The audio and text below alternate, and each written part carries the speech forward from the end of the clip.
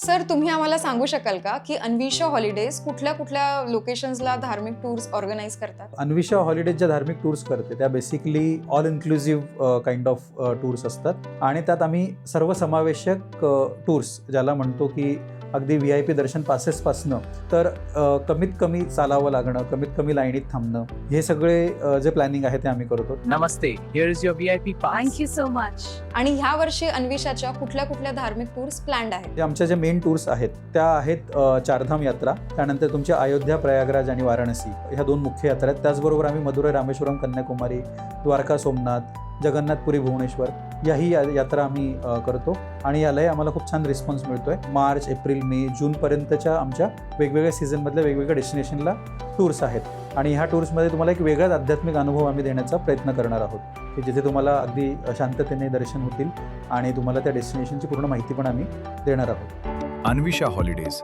आजच संपर्क करा.